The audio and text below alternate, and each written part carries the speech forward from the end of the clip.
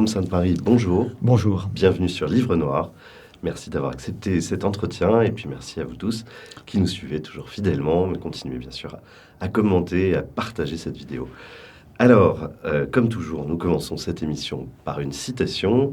Et pour vous, j'ai choisi un auteur dont on parle beaucoup mais qu'on lit trop peu, Antonio Gramsci. C'est d'ailleurs lui qui ouvre et qui ferme le roman, l'essai que vous venez de publier, Bloc populaire. Donc Gramsci, au sujet de la crise, disait qu'elle consiste, la crise, dans le fait que l'ancien monde meurt et que le nouveau ne peut pas naître. Pendant cet interrègne, on observe les phénomènes morbides les plus variés. Est-ce que vous pouvez nous expliquer cette citation et est-ce qu'elle vous évoque quelque chose aujourd'hui à l'aube de l'élection présidentielle 2022 ? Oui, effectivement, je me suis beaucoup référé à Antonio Gramsci en ne l'ayant pas réellement lu, c'est-à-dire, on va être tout de suite très, très sincère entre nous, très peu de monde lit Gramsci. Ce sont des cahiers écrits en prison et qui étaient codés en quelque sorte pour que ces geôliers mussoliniens ne puissent pas le comprendre. Alors vous savez, ce genre de textes théoriques, notamment dans la tradition marxiste, sont toujours un peu hermétiques, mais en plus, quand ils sont faits pour ne pas être compris par leur premier lecteur, c'est particulièrement ardu. Tant et si bien que pour Gramsci, en fait, je m'en suis référé à différents exégètes. Et le plus intéressant, c'est quelqu'un qui est maintenant très éloigné de cette famille de pensée, qui est Hugues Portelli, qui a été sénateur du Val d'Oise, je crois, ou de l'Oise, des Républicains, et qui donc, après avoir été une des chevilles ouvrières du CRS de Jean-Pierre Chevènement au début des années 70, après avoir publié un passionnant Gramsci et le bloc historique, chez PUF, je crois qu'elle n'a jamais été rééditée depuis 1972, et j'ai trouvé ça avec beaucoup de difficultés, et bien, après avoir eu cet engagement très à gauche et plutôt dans l'aile marxisante du Parti socialiste et a ensuite totalement tourné vers la droite. Quand je l'avais rencontré, Hugues Portelli, c'était lors de journées parlementaires de démocratie libérale, pardon. Donc vous voyez, c'était effectivement tout un cheminement.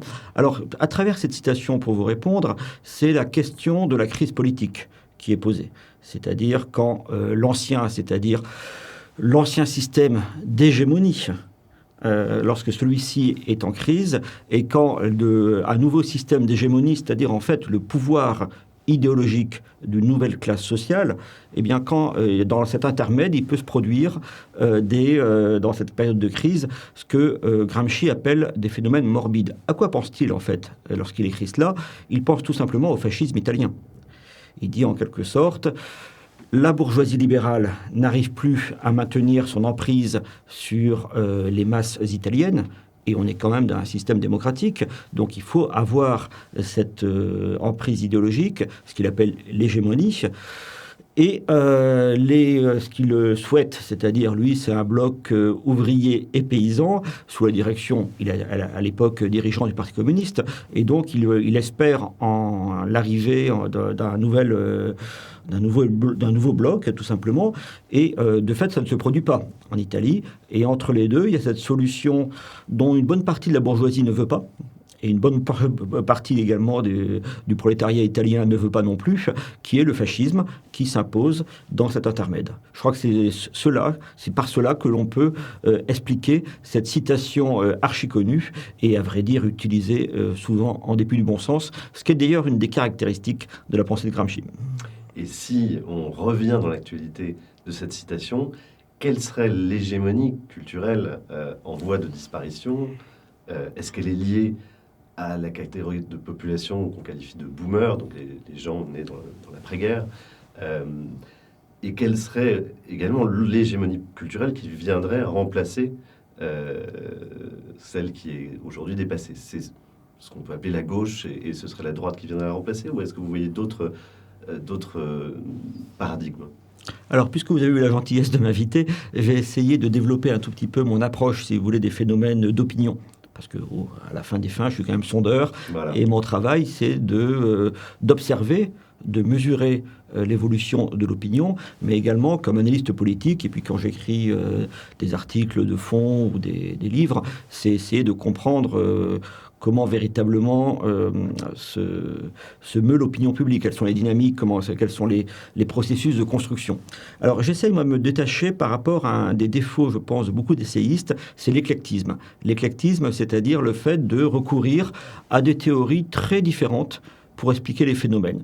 Et dans pas mal de commentaires médiatiques ou pas mal de travail de supposés politologues, on voit au fil des paragraphes ou au fil des phrases des explications psychologiques, des explications par génération, des explications culturelles, sociétales, puis parfois économiques. Tout ça, donc on passe de temps en temps, on parle des boomers d'un côté, puis après on va parler de la lutte des classes et ainsi de suite. Non, toutes les analyses sont légitimes. Et certains croient beaucoup dans le pouvoir explicatif des générations. Ce n'est pas mon cas du tout. D'autres considèrent que tout se fait dans la psychologie des acteurs. D'autres encore qu'il y a des grands mouvements culturels qui emportent le cours des choses, qui emportent la formation des opinions. Quelqu'un que je connais bien, par exemple Patrick Buisson, que je connais depuis 25 ans, lui, c'est des explications par des structures culturelles quasiment anthropologiques. C'est tout à fait respectable et j'échange avec lui depuis maintenant 25 ans sur ces différents sujets. Mais moi, ce n'est pas du tout ma clé d'analyse principale. Et j'essaye d'éclairer, comment dirais-je, le paysage politique, le paysage de l'opinion française, avec un angle unique. Je sais bien que ce n'est pas le seul. Je sais bien qu'il y a effectivement d'autres clés explicatives. Ça peut être la géographie avec Gouy, ça peut être d'autres choses. Moi, je m'en tiens, si vous voulez, à une analyse par rapport à ce qu'on appelait tout simplement autrefois une analyse de classe. Et donc, à partir de là, c'est ce que je développe de manière aussi systématique que possible. Alors, pour vous répondre, effectivement, on a avec Emmanuel Macron, depuis 2017, une situation qui ressemble à ce que Gramsci appelle une crise d'hégémonie. C'est-à-dire que vous avez un pouvoir très fort, puisqu'il possède l'État, il bénéficie à plein de la Constitution voulue par le général de Gaulle, donc un pouvoir politique de fait très fort, mais qui n'a pas réussi à faire de l'idéologie dominante l'idéologie majoritaire. C'est-à-dire que Emmanuel Macron ne réussit pas, et ce que j'appelle le macronisme, qui pourrait exister d'ailleurs sans Emmanuel Macron lui-même, c'est cette formule de dépassement du clivage gauche-droite par la réunification des libéraux de gauche et de droite, par la réunification d'une certaine bourgeoisie, et puis par cette idéologie progressiste. Ce que vous appelez le bloc élitaire. Le bloc élitaire. Et pour citer un auteur qui, je crois, est cher à Livre Noir, Jean-Claude Michéa, quand j'ai écrit le livre précédent, Bloc contre Bloc, pour essayer de décrire ce bloc élitaire, je me suis beaucoup servi des analyses de Jean-Claude Michéa parce que le bloc élitaire, c'est exactement ce que décrit Jean-Claude Michéa. Dans sa critique du libéralisme, même si évidemment pour Michéa, ce n'est pas l'option, comment dirais-je, préférentielle. Mais enfin, c'est ce que l'on constate autour d'Emmanuel Macron.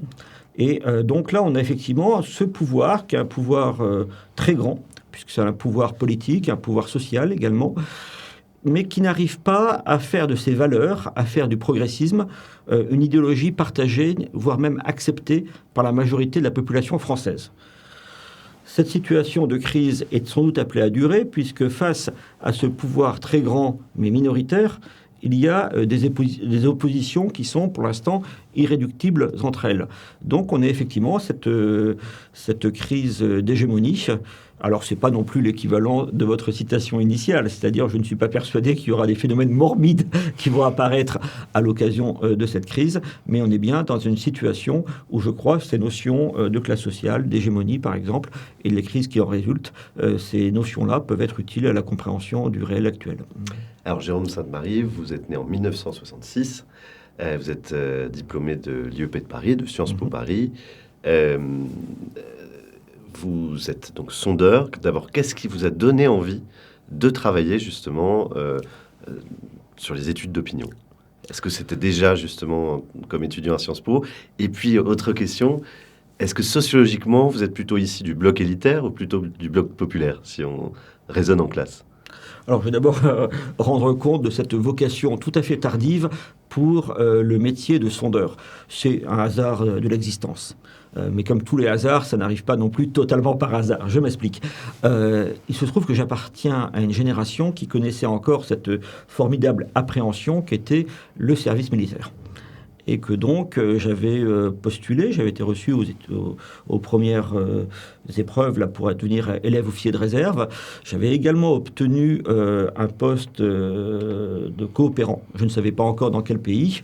Et il se trouvait que je finissais mes études à Sciences Po et j'étais très amoureux d'une jeune personne. Et l'idée de laisser cette jeune femme pendant 1 an loin de moi me plaisait guère. J'ai d'ailleurs bien fait de donner suite puisque j'ai finalement épousé cette personne. Et un de mes camarades, un de mes condisciples de Sciences Po, faisait son service militaire au département opinion de ce qui s'appelait à l'époque le service d'information et de documentation, ce qu'on appelle aujourd'hui le SIG, c'est-à-dire ce service qui dépend de Matignon. Et il m'avait conseillé de prendre sa succession, j'ai postulé, j'ai été pris, et du coup, j'ai fait pendant plus d'1 an d'ailleurs en fait travailler comme chargé d'études avec en fait un statut de militaire au service d'information et au service des sondages de Matignon. C'est une très lointaine époque puisque c'était à la fin du mandat de Michel Rocard et au début de celui d'Édith Cresson. Alors, il se trouve que je rentre à la caserne le 1er août 1990 et que le 2 ou le 3 août, les troupes de Saddam Hussein envahissent le Koweït. Ce qui fait que pendant des mois, en tant que chargé d'études et appelé à Matignon, je vais traiter des sondages sur la formation et l'évolution de l'opinion française par rapport à cet enjeu dramatique qu'était la crise du Golfe, puis la guerre du Golfe. Et là, j'ai commencé à trouver ça très intéressant. Très intéressant. Je n'étais pas un immense partisan de l'intervention française dans la participation française à cette guerre, mais justement, dans mon travail de chargé d'études pour les services du Premier ministre, je devais faire totalement abstraction de mes préférences. Donc déjà, c'était un bon exercice. J'ai trouvé que c'était également, ces études d'opinion, un très beau poste d'observation sur la société. Et puis, on était appelé à rencontrer des gens des cabinets ministériels, des sondeurs venant présenter leurs études, des sociologues, des journalistes. Et je me suis dit que c'était quand même vraiment intéressant. Alors, c'était un sujet qui ne m'intéressait pas du tout, les sondages, quand j'étais à Sciences Po. Auparavant, j'avais fait des études d'histoire et des études de lettres. J'avais tenté sans succès l'école normale supérieure. Et je cherchais par ailleurs désespérément un métier qui ne soit pas le professorat et qui me permette de suivre mes grandes passions, qui étaient essentiellement l'histoire et la politique. Et donc finalement, sondeur, j'ai trouvé ça plutôt pas mal. Et jusqu'à présent, je ne l'ai pas trop regretté. Alors, ces passions, histoire et politique, elles transparaissent dans votre livre. Donc, vous venez de publier Bloc populaire. Alors, avec un sous-titre, une subversion électorale inachevée. Puisque vous avez commencé cet entretien par une approche méthodologique, est-ce qu'on pourrait rester sur cette clarté dans les termes? Est-ce que vous pourriez nous expliquer ce que vous voulez dire par bloc? À quoi vous faites référence précisément? Vous avez également, au début de cet entretien, expliqué que vous raisonniez par classe, que votre approche s'appuyait sur la notion de classe. Est-ce que vous pouvez aussi nous parler de cette notion? Et puis, donc, nous expliquer le sous-titre, cette subversion électorale inachevée. Alors, je vais commencer par les classes sociales, au fond. Vous savez, quand vous construisez un sondage, quand vous établissez la représentativité à un échantillon, en France, on travaille sur la méthode des quotas, c'est-à-dire qu'on veille à respecter dans notre échantillon les proportions qui existent dans la population cible, généralement les Français inscrits sur les listes électorales, en termes de sexe, d'âge, de région de résidence, et puis aussi de catégories socio-professionnelles, celles qui ont été inventées dans les années 50, en 54, je crois, par l'INSEE et modernisé en 82. C'est un système qui est assez spécifique à la France et qui essaye de situer les individus dans la hiérarchie sociale en fonction de leur métier. Par exemple, la grande distinction entre la catégorie ouvrier et la catégorie employée, qui sont tous deux des salariés d'exécution, ça sera que pour les ouvriers, on considère que c'est un travail manuel, et alors que pour les employés, ça sera un travail non manuel. Et donc, il y a vraiment un travail qui a été remarquablement fait à l'époque par l'INSEE et qui est un bel outil. Ça nous donne ce qu'on appelle les tris croisés, on en parle beaucoup, les ventilations, et donc ça permet, quand vous avez des commentaires de sondage dans les médias ou ailleurs, de dire les ouvriers pensent que, les cadres supérieurs pensent que, etc. Ça, c'est uniquement, vous voyez, une classification des métiers, et on peut en déduire, malgré tout, un niveau de revenu, une situation dans la hiérarchie de l'entreprise ou de l'administration, et puis une place dans le système global de production, si on peut dire, et plus généralement, dans la société. Mais ça reste, si vous voulez, quand même attaché à un poste. Alors que quand vous hissez à la notion de classe sociale, ça décrit un milieu qui dépend de votre situation dans le système de production. Parce que, encore une fois, classe sociale, on peut très bien ne pas utiliser ce terme. On peut penser que ces notions-là sont absurdes, ou alors qu'elles ont été pertinentes à une époque, qu'elles sont aujourd'hui dépassées. Moi, je ne le crois pas. Mais si on l'utilise, il faut l'utiliser rigoureusement. Par exemple, le fait qu'il y ait plus d'ouvriers qui votent actuellement pour Marine Le Pen et plus de cadres pour Emmanuel Macron, ça ne veut pas dire que c'est forcément un vote de classe. Ça peut dire simplement que c'est un alignement électoral de certaines catégories. Alors, une classe sociale, c'est quand même autre chose. Ça, je reprends donc la définition qu'en donne Karl Marx. Mais à l'époque de Karl Marx, je fais encore une digression, je m'en excuse, mais quand Karl Marx commence à parler de classe sociale dans les années 1840, tout le monde parle de classe sociale. Si vous prenez l'œuvre de Tocqueville, qui ne connaissaient pas Karl Marx, je crois qu'ils sont contemporains, mais ils ne se sont jamais lus apparemment, eh bien, Alexis de Tocqueville, quand il décrit les événements, notamment ceux de la Deuxième République, eh bien, il parle de classe sociale tout le temps. Guizot, le célèbre Guizot, l'homme de Enrichissez-vous, etc., eh bien, lui, il parle de classe sociale. C'est un lieu commun, en fait, à l'époque.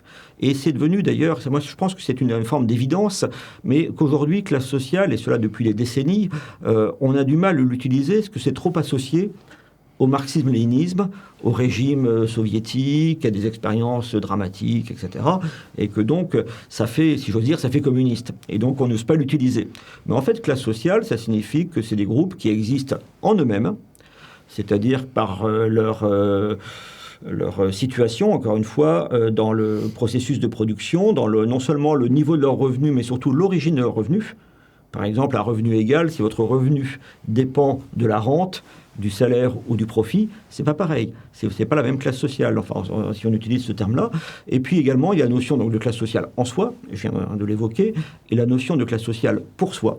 C'est-à-dire, est-ce que ces groupes, caractérisés par les données objectives, accèdent à une certaine conscience d'eux-mêmes.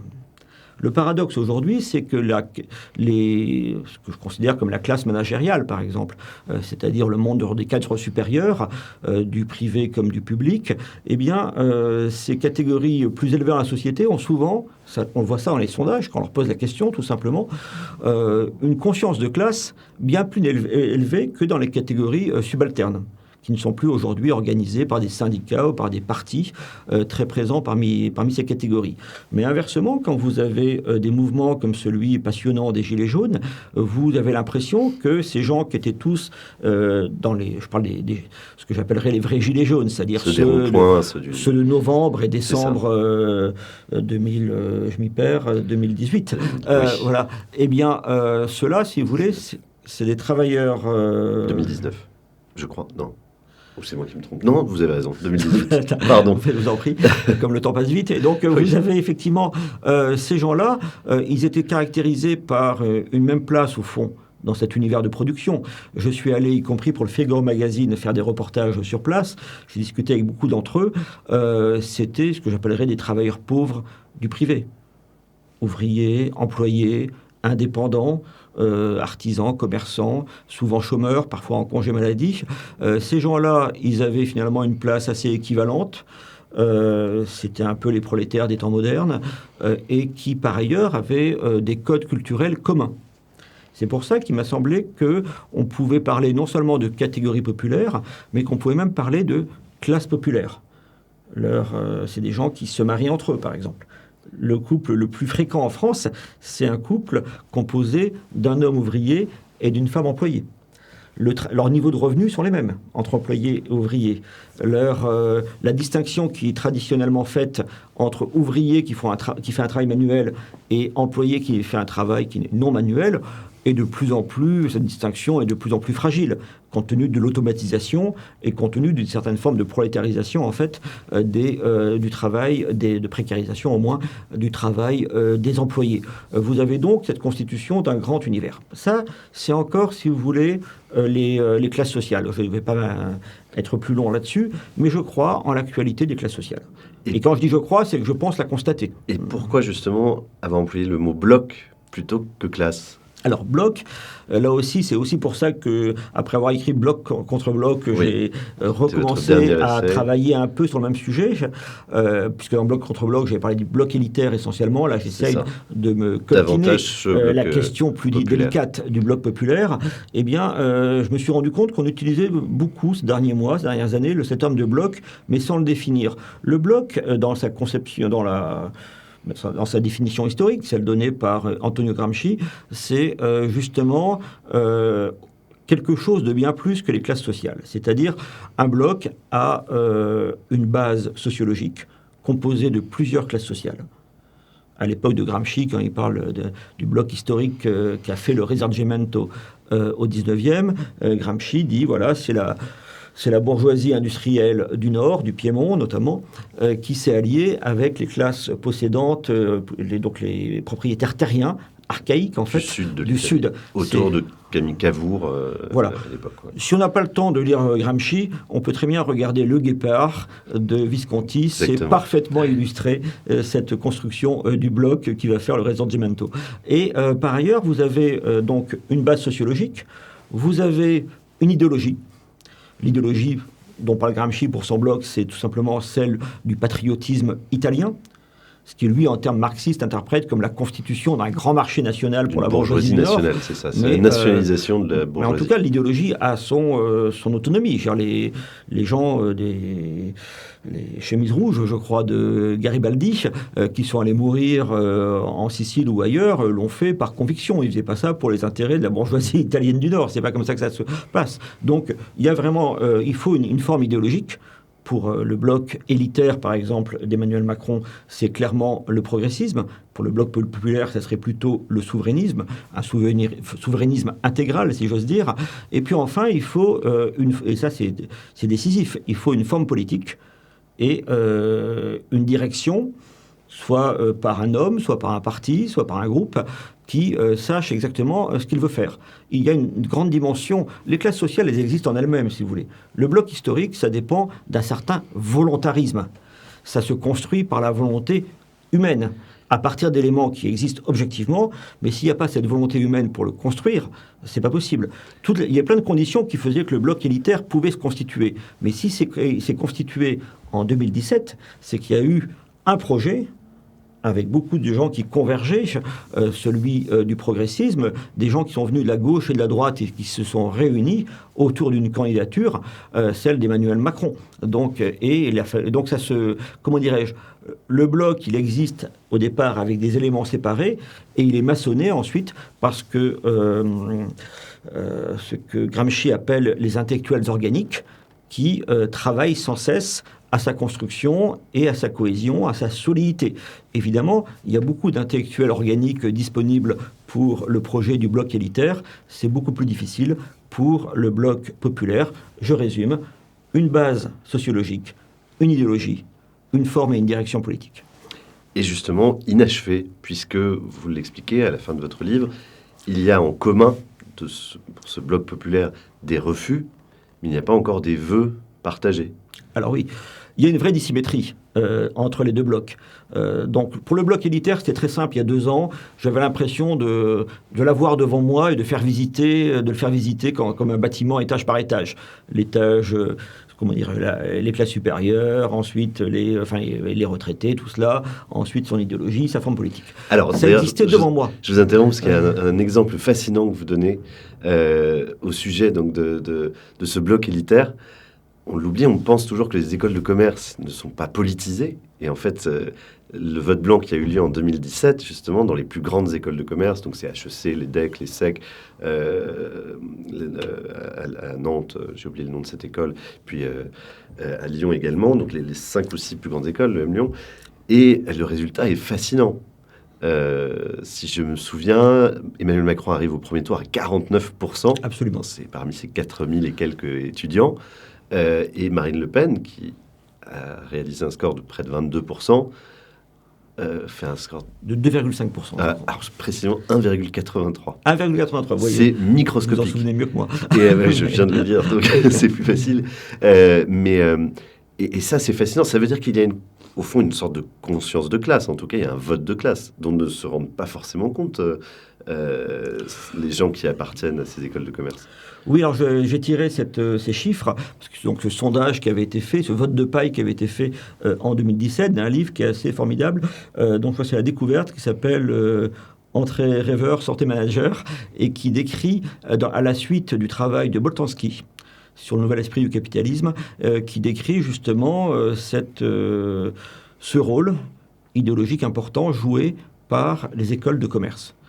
Ça fait partie de ce que Gramsci évoque puissamment à travers, je crois qu'il parle des instances idéologiques d'État, puis il parle de différents lieux où se construit l'idéologie. À l'époque, pour lui, c'était surtout l'école, l'université et l'Église. Aujourd'hui, ça a beaucoup changé. Je pense qu'un des grands vecteurs d'idéologie, c'est la publicité, tout simplement. On n'y pense pas suffisamment. Et les grandes entreprises, les multinationales, qui façonnent aujourd'hui toute la politique RSE ou des défenses des minorités, ce qui est dit défense des minorités. Peut-être que c'est le moment d'en parler. D'ailleurs, est-ce que c'est du néo-marxisme, c'est ce qu'on appelle cette lutte intersectionnelle qui est fortement défendue dans les grandes entreprises, en particulier les grands groupes internationaux. Donc c'est combat pour les trans, les fameux LGBTQAX, si je ne me trompe pas, l'antiracisme poussé au dernier degré. Est-ce que c'est une dérivation du marxisme avec une nouvelle forme de lutte des classes, comme l'expliquent souvent ces gens, ou est-ce que c'est autre chose? Est-ce que vous pouvez nous analyser rapidement ce phénomène? Moi, je suis souvent confronté à ça, parce que ça fait maintenant un quart de siècle que j'enseigne dans différentes universités parisiennes, que par ailleurs, le monde des sondeurs, c'est souvent des gens qui ont travaillé en école de journalisme rarement, plus souvent, qu'on fait de la socio, par exemple, ou des études littéraires.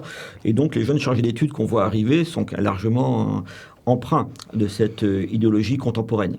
Et sans cesse, je suis confronté à ça.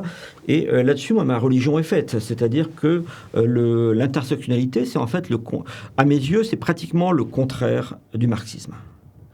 Là-dessus, j'ai un point de différence avec Charlotte Dornelas qui exposait il y a quelques mois, justement, pour Livre Noir, un certain nombre de choses passionnantes, mais qui, là-dessus, semblait assimiler le wokisme, en quelque sorte, à un avatar du marxisme.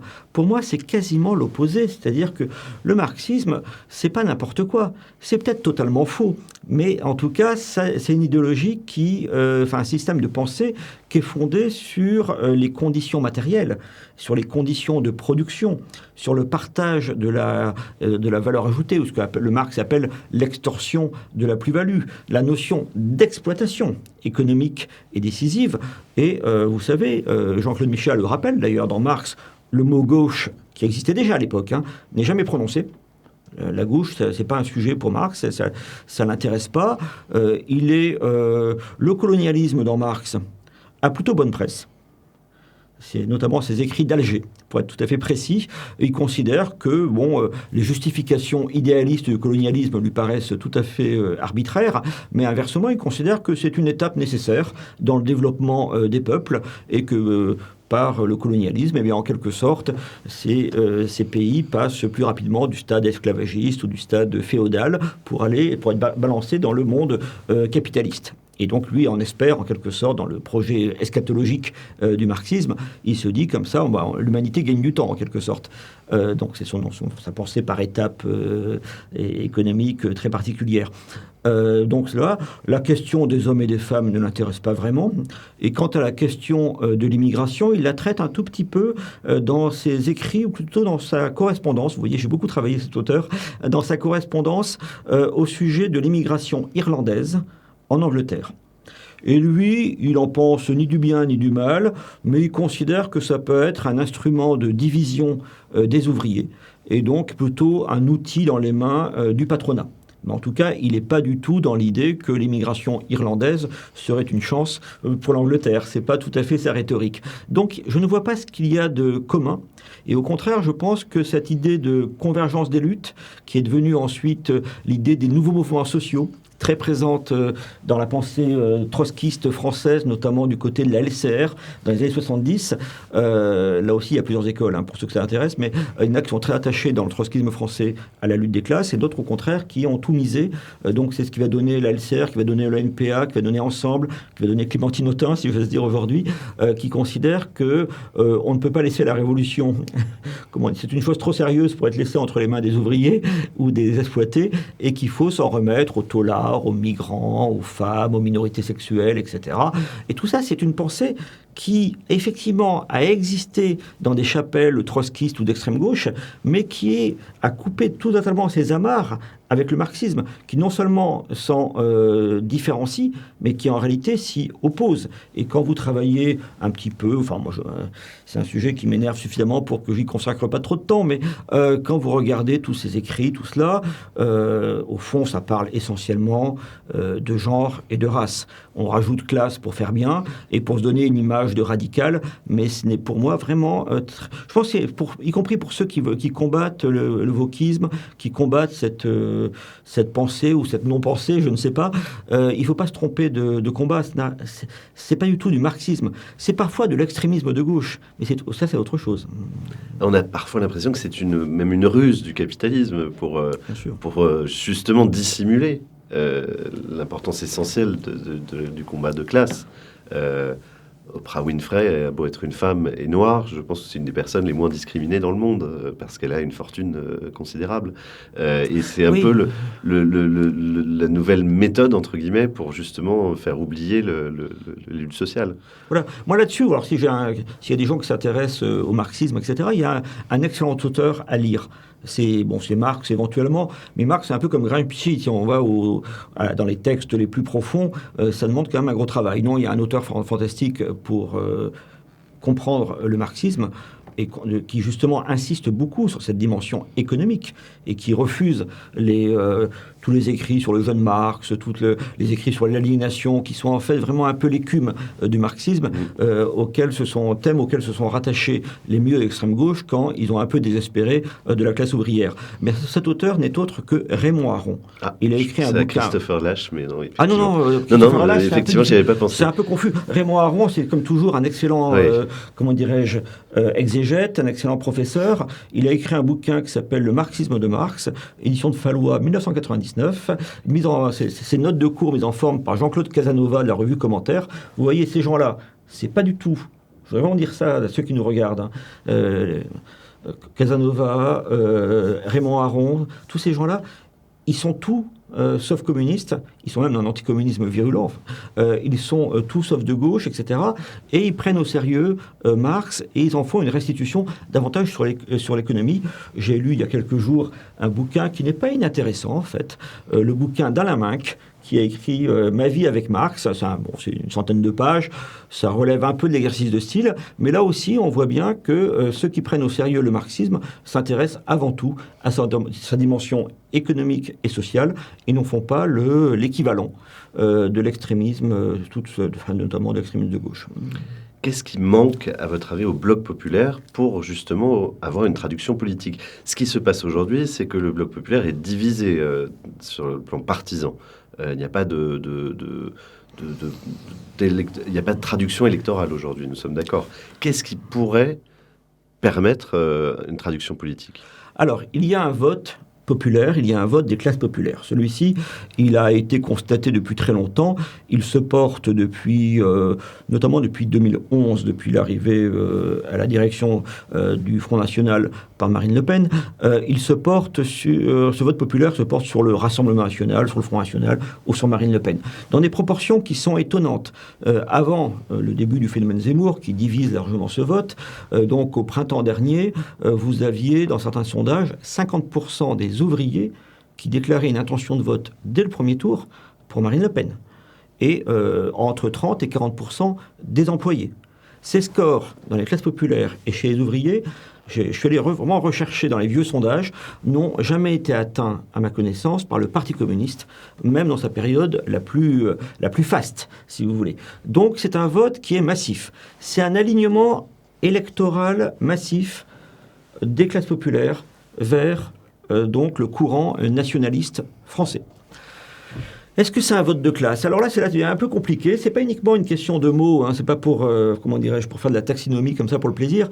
Est-ce que c'est un vote de classe? Et c'est là où on commence à avoir les problèmes de construction du bloc populaire. C'est que quand vous êtes cadre et que vous votez pour Macron, vous votez en tant que cadre. On est les chefs, on est là pour diriger la société, on est le sel de la terre, et voilà. Je caricature à peine. Lorsque vous étiez ouvrier, que vous votiez pour le Parti communiste, vous votiez pour un parti qui disait, vous, en tant qu'ouvrier, vous êtes le sel de la terre, vous êtes, etc. C'est vous qui devez être les chefs.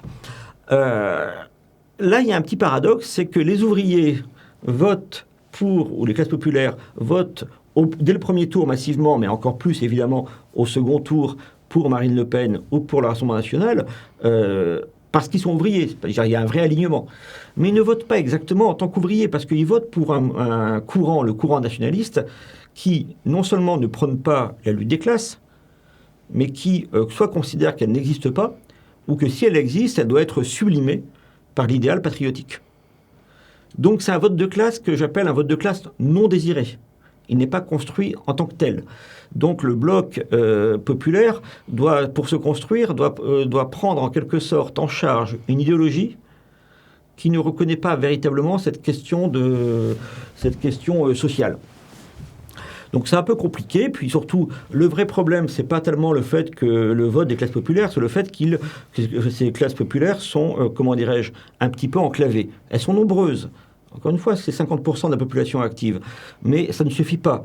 Même si elles votaient toutes de la seule manière, ce qui est évidemment impossible, ça ne suffirait pas pour une prise de pouvoir, donc pour simplement avoir 50% et plus au second tour d'une élection présidentielle. Donc il faut pour ça des alliés.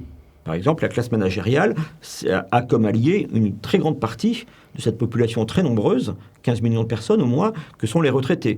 Inversement, Marine Le Pen a beaucoup de mal à percer dans la population des retraités qui s'inquiètent pour la sécurité de leur pension, notamment.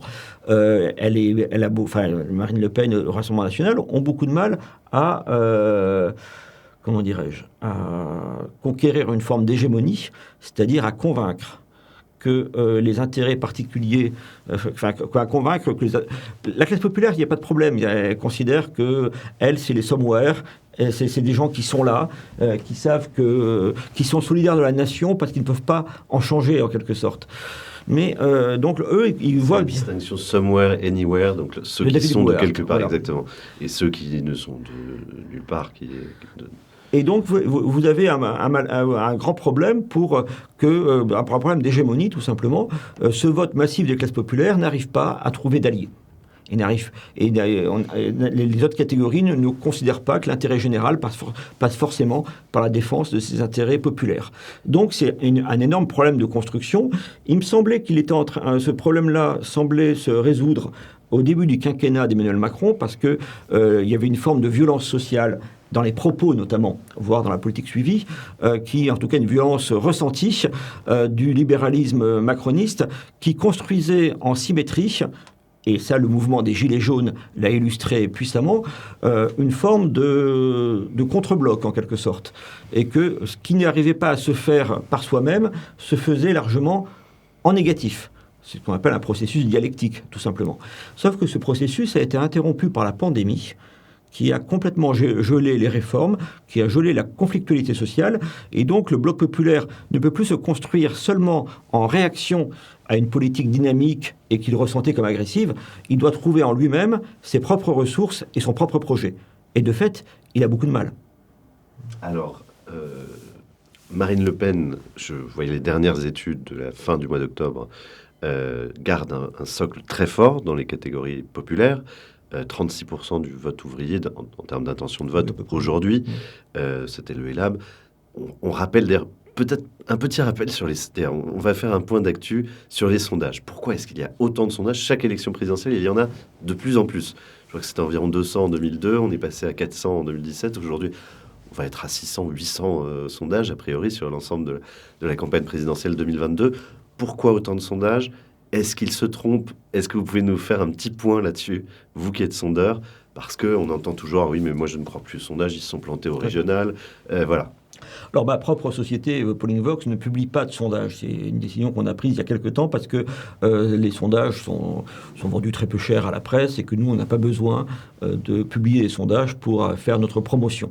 Et comme il y a beaucoup de données disponibles pour analyser la situation politique, il suffit d'aller faire le tour des sites, des instituts qui produisent. De ce point de vue-là, d'ailleurs, c'est disponible pour tout le monde. C'est quand même très intéressant. Alors ici, il y a des sondages, c'est que les gens en commandent. Je pense que les sondages répondent très largement à un besoin social, voire à un besoin psychologique. Le fait de savoir que pensent les gens autour de nous, c'est normal, hein, on a un animal social et puis un animal démocratique aussi, donc c'est important. Et puis, de fait, pour les élections, même si tous les sondeurs le répètent sans cesse que c'est une photographie à l'instant T, enfin cette formule sempiternelle, mais de fait, les gens recherchent en quelque sorte une anticipation. Mais pourquoi de plus en plus, comme vous l'expliquez ? Alors de plus en plus, pourquoi ? Parce que pour deux raisons. D'une part, les sondages sont faits par Internet, donc ils sont de moins en moins coûteux. Il y a de plus en plus de médias, et de plus en plus de médias qui peuvent acheter des sondages qui sont en fait de moins en moins chers. C'est un formidable outil promotionnel pour l'Institut, mais aussi pour le média qui publie, qu'on est obligé de citer à chaque dépêche, à chaque reprise d'un sondage, en principe. Et donc, c'est au fond un outil de communication qui n'est pas cher du tout. Encore une fois, les sondages, c'est une petite industrie, toute petite, mais ce sont des sociétés à but commercial, qui ont une rigueur, une éthique, etc. Mais c'est à but commercial et à but promotionnel. Donc c'est de plus en plus facile. Donc il est de plus en plus facile de créer sa société de sondage. D'ailleurs, moi j'en suis à ma deuxième que j'ai créée comme cela. Et donc il y a pléthore d'acteurs sur le marché. Ensuite, je trouve que cette profusion de sondages peut agacer. Je vous interromps une seconde. Par exemple, pour donner une idée à ceux qui nous écoutent, une question sur le potentiel électoral, c'est un peu plus de 1 000 euros. Non, c'est moins que ça désormais. Ça peut même être moins. Mais non, c'est beaucoup moins, c'est moitié moins désormais. C'était à peu près le. On va pas rentrer là-dedans. Non, mais c'est intéressant pour que les gens réalisent, parce que c'est vrai qu'on imagine parfois que c'est. On va pas rentrer dans une discussion tarifaire, mais disons que si vous travaillez par téléphone, ce qui est de plus en plus difficile, même en passant par les téléphones portables, hein, bien entendu, vous êtes une question, ça peut être pour un échantillon de 1000 individus, ça tournera autour de 1 000 euros hors taxe. C'est pas rien, mais vous comprenez bien que pour une entreprise, pour un parti politique, pour un média, c'est pas inaccessible. Même si, bien sûr, pour faire une intention de vote, il faut poser plusieurs questions, du rappel de vote, etc.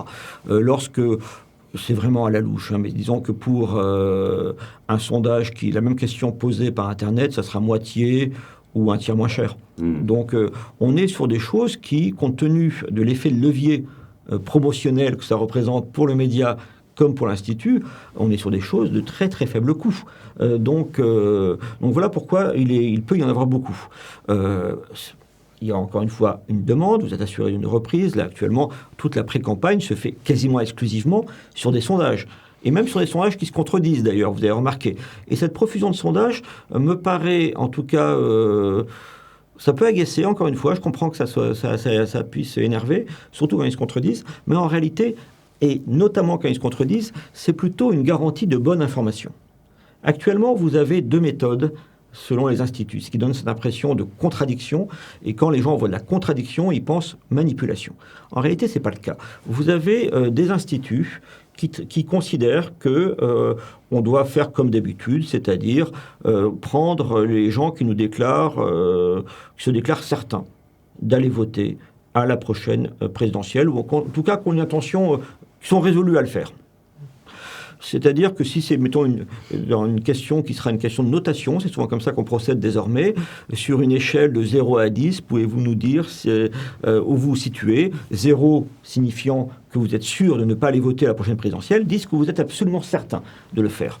La pratique habituelle, qui donne des bons résultats, c'est de ne faire les intentions de vote qu'auprès des gens qui ont choisi la note 8, 9 ou 10.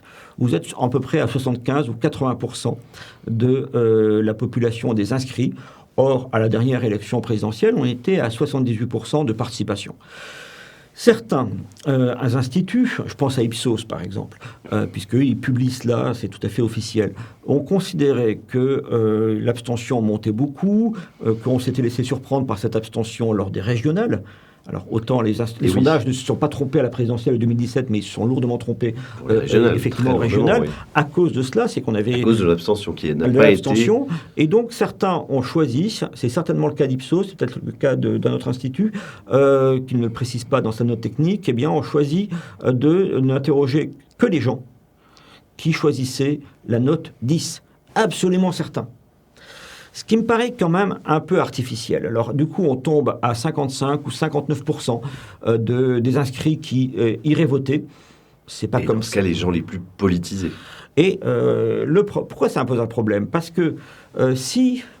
Il y a des gens qui manquent dans ce cas-là.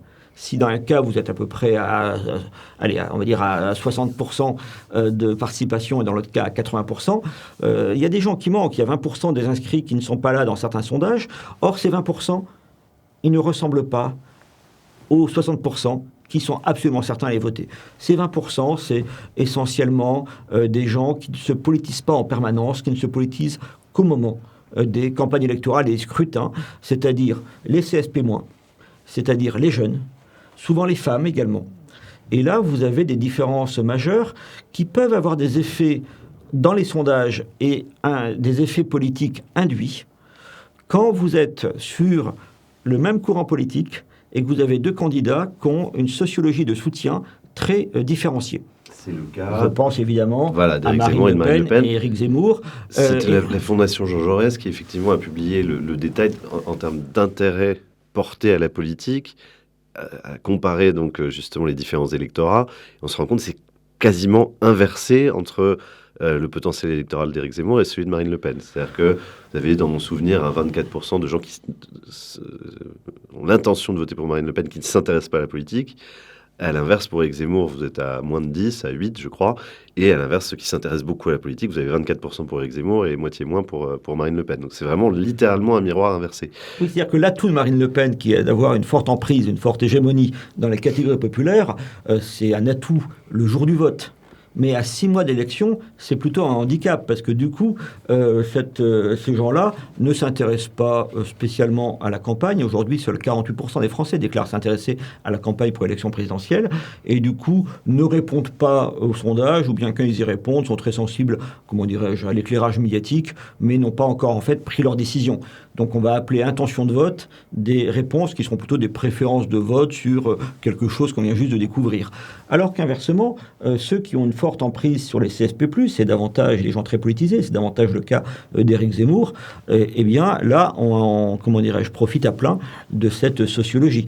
Et ça, ce qui fait qu'on a dans ce match interne au courant nationaliste, vous avez des différences très sensibles. Vous avez Harris qui donne aujourd'hui, puisque tout ça va évoluer dans les prochains jours et les prochaines semaines, mais qui donne pour l'instant 2 points d'avance ou 1 point d'avance à Éric Zemmour sur Marine Le Pen au premier tour.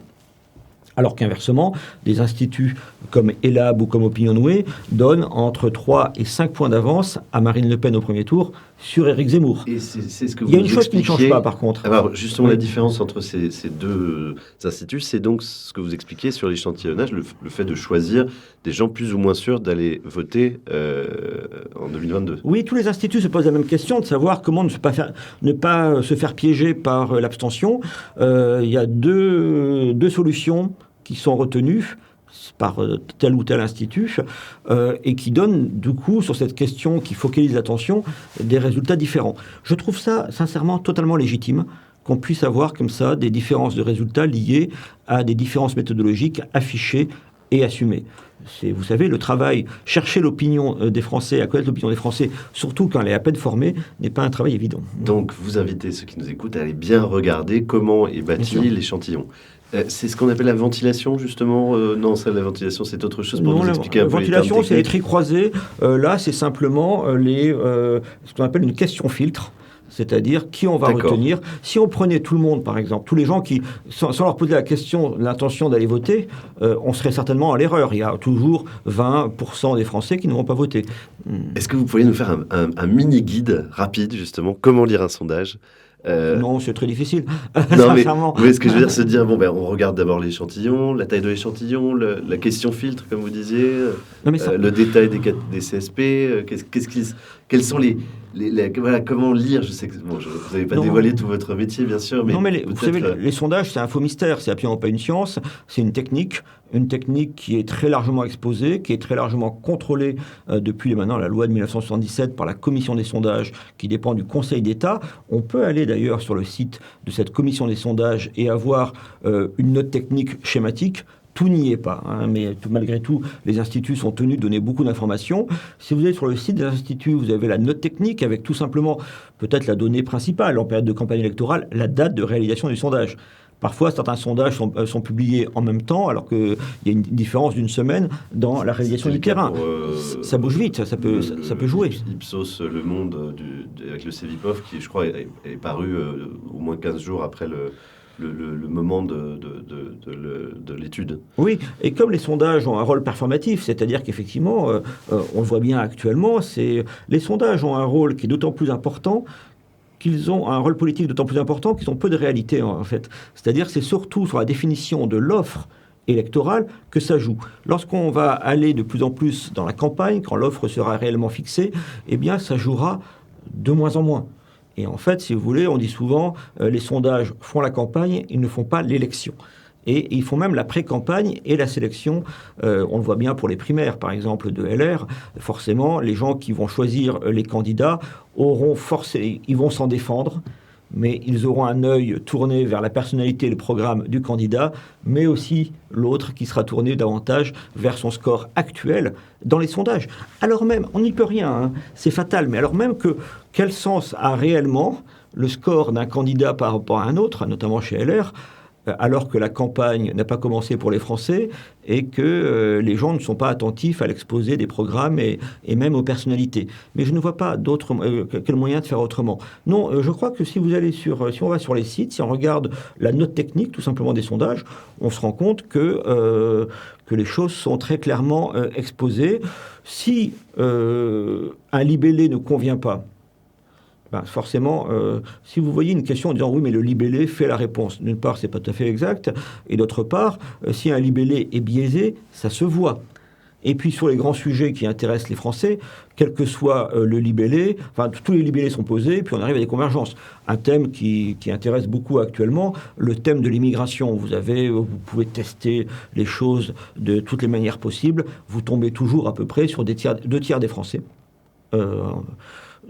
Pas plus en réalité. Enfin, ça dépend, là aussi, ça dépend des sujets, mais en moyenne, vous avez 2 tiers des Français qui considèrent que l'immigration, sous toutes ses formes, constitue une mauvaise nouvelle pour eux-mêmes, pour la France, pour leur culture, pour l'économie, pour l'avenir, pour tout cela. Bon, voilà, ça c'est une donnée brute d'opinion. Et effectivement, selon le libellé, ça sera peut-être 62% ou 68%. Et alors, quelle importance. Mais encore une fois, il faut bien qu'on voit également la fragilité de l'objet même des sondages d'opinion. On cherche à mesurer quelque chose qui existe à peine souvent, c'est-à-dire l'opinion. Quand vous étiez, je pense à ma première expérience des sondages, donc la guerre du Golfe en 1991. Là, si vous voulez, quand vous testiez l'opinion des Français sur la guerre du Golfe en janvier 91, ça existait à la tête des gens. Est-ce qu'il faut y aller ou pas ? C'est tout à fait simple. Quand vous posez au même moment des questions sur une éventuelle cohabitation à partir de 93 entre donc une majorité législative de droite et François Mitterrand, il y avait des questions qui étaient posées. Là, on ne sait pas du tout ce qu'on mesure. Peut-être que 10% de notre échantillon a une opinion réellement constituée sur le sujet. Pour le reste, c'est une réponse sollicitée et dont la valeur est très très faible. Encore une fois, l'opinion, ça existe littéralement, comment dirais-je, à l'état de virtualité le plus souvent. Ça devient concret pour l'élection présidentielle. Les intentions de vote, ça existera réellement en janvier-février. C'est important par rapport à notre sujet, le bloc populaire, parce qu'en janvier-février, il se passe presque toujours des choses dans une élection présidentielle, tout simplement parce que c'est le moment où les catégories populaires se politisent et prennent à bras-de-corps la campagne, ce qui provoque très fréquemment des changements dans la hiérarchie des candidats. Avant de revenir justement sur l'analyse de sondage, je reviens à Bloc Populaire. Est-ce qu'il y a un vote immigré ? Est-ce que vous intégrez justement les gens d'origine immigrée récente à ce bloc populaire. Est-ce que, voilà, d'un point de vue analyse d'opinion, on voit une manière de se comporter très différente des Français dits de souche ou d'autres, ou à l'intérieur des immigrés, d'ailleurs, des comportements très différents selon l'origine? Alors, là-dessus, il y a quelqu'un qui a beaucoup travaillé, un excellent sondeur très connu, qui est Jérôme Fourquet. Il a fait des ouvrages spécifiquement là-dessus, et dans son livre qui a rencontré le succès que l'on sait, c'est-à-dire l'Archipel français, les pages les plus développées et à mon avis les plus convaincantes, c'est précisément sur ce que l'immigration fait à la société française, notamment dans sa dimension démographique. Lui est véritablement un spécialiste, autant je suis réservé sur son image d'archipel français. Ou plus précisément, je considère que c'est une image, une métaphore, mais que ce n'est pas vraiment un concept explicatif des évolutions politiques actuelles. Autant sur l'immigration et ses effets, c'est tout à fait remarquable. Ce que je note, c'est d'une part, pour l'instant, au niveau national, et même sans être un spécialiste de cette question en termes d'opinion, je note que le poids des immigrés, et plus précisément des immigrés de confession, enfin des gens issus de l'immigration, quelle que soit leur date d'arrivée, ça peut être la 3e génération, la 4e, pourquoi pas, mais de confession musulmane, c'est à ça qu'on pense en réalité. Eh bien, pour des raisons ne serait-ce purement quantitatives, leur poids au niveau national ne peut pas être très important actuellement. Admettons qu'il y ait 6 ou 7 millions de musulmans en France, il faut considérer uniquement ceux qui sont de nationalité française, en âge d'aller voter, inscrits sur les listes électorales, et qui en plus, ce qui est quand même décisif comme étape dans le raisonnement, qui vont voter en tant que musulmans et qui vont réellement discriminer. Alors, on sait qu'au second tour, par exemple, entre Macron et Le Pen, si on a le droit dans les sondages de demander la confession des gens. On a bien vu qu'il y avait une proportion massive pour ceux qui sont allés voter. Et ceux qui sont allés voter et qui n'ont pas voté blanc, par exemple, ou nul. Eh bien, parmi donc les exprimés, vous avez une proportion de 8 ou 9 sur 10 musulmans qui ont choisi Macron contre Le Pen. Donc, ça joue un peu, mais je pense sincèrement pour l'instant que ça joue à la marge, parce que, encore une fois, quand vous réduisez cette population peu à peu par la nationalité, l'âge, l'inscription et le fait d'aller voter, je crois que c'est très très faible. C'est pas ça qui fait la bascule, sauf si le résultat était incroyablement serré. C'est très différent déjà dans certaines communes, bien entendu, où là vous avez un vote massif de citoyens musulmans, pourquoi pas, mais qui peut éventuellement, actuellement, ou surtout plus tard, devenir un vote communautaire. Pour l'instant, ce que je note surtout, c'est que ça joue, de manière strictement négative. C'est-à-dire que la plupart des personnes de confession musulmane en France, issues d'une immigration extra-européenne, sont arrivées dans des postes d'exécution assez mal payés, et donc occupent plutôt, sont plutôt dans l'univers des employés, des ouvriers, etc., qui sont plutôt bénéficiaires du modèle social français que contributeur net. Tout simplement, beaucoup ne payent pas d'impôt sur le revenu, ce genre de choses. Et donc, ils votent, à mon avis, pour des candidats qui défendent leurs conditions populaires, mais c'est vrai je crois que ça joue surtout comme un empêchement de voter pour Marine Le Pen ou pour ne pas parler d'Éric Zemmour. Mais, ce qui est étonnant, c'est qu'ils votent contre l'intérêt de leur classe, si on raisonne en classe. Parce que globalement, ce sont des gens qui appartiennent sociologiquement. Sincèrement, je ne suis pas un spécialiste. Je pense que ça joue surtout sur l'abstention. Mais je vais prendre le problème un peu différemment. Quand je regarde le vote des ouvriers et des employés qui sont allés voter, encore une fois, des gens en bas de l'échelle qui touchent la même chose, etc., qui sont dans ces métiers plus ou moins précarisés, ubérisés, tout cela. Et quand je vois ce vote massif pour le courant nationaliste représenté notamment par Marine Le Pen, et quand je vois également l'affaiblissement de la gauche très important, c'est ça quand même le phénomène majeur, si vous voulez, c'est l'auto-élimination de la gauche dans ces catégories-là, la gauche qui prospère désormais surtout dans les classes moyennes, dans la petite bourgeoisie, et principalement dans celles qui dépendent de la dépense publique, ne serait-ce qu'en étant fonctionnaire ou professeur. Eh bien, quand je vois donc le vote des ouvriers et des employés pour Marine Le Pen, pour tout cela, et que je le vois aussi massif, je me dis quand même que la dimension sociale joue très puissamment, parce que ce sont précisément ces catégories, la l'INSEE a des chiffres très précis, ces catégories ouvriers-employés, où on pouvait le deviner sur l'INSEE, mais c'est par ailleurs, tout ça est très précisément mesuré, où vous avez le plus de gens issus de l'immigration extra-européenne. Donc pour l'instant, c'est la dimension sociale emporte tout, ou presque. Ça peut changer. On peut très bien avoir une progression déjà quantitative qui entraînera une transformation qualitative du vote des gens issus de l'immigration. Alors, je reviens un petit peu au sondage. Je vous parlais de la commission des sondages, justement. Quel est son rôle? Est-ce que vous pensez...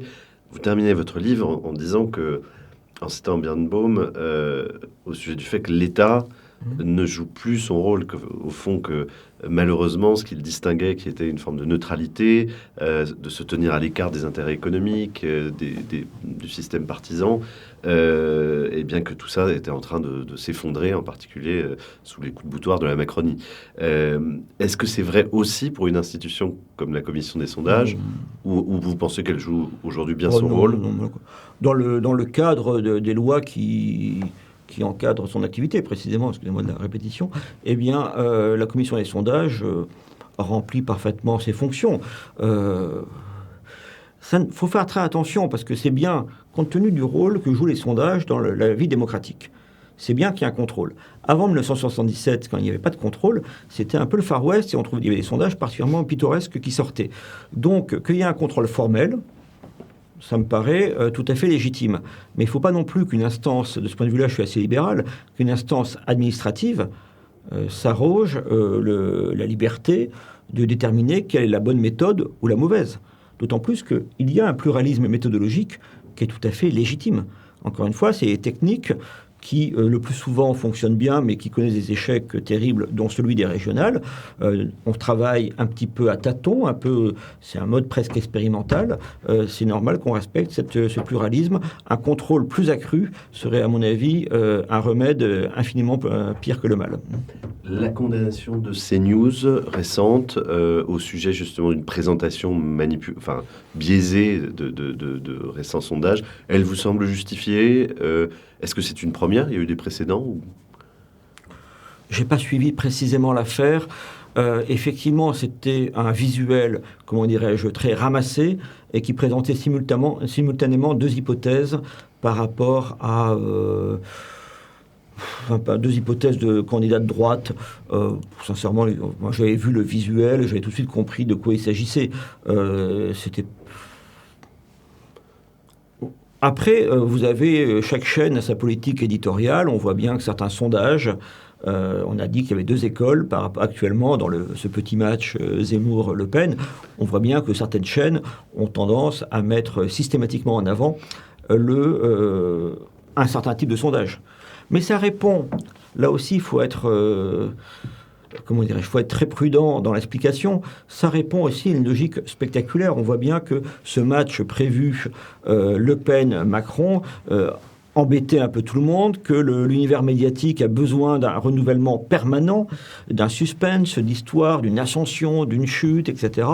Et donc, je crois que pour avoir discuté avec beaucoup de journalistes actuellement, je pense que cette logique spectaculaire est très valable. S'y ajoutent peut-être deux phénomènes.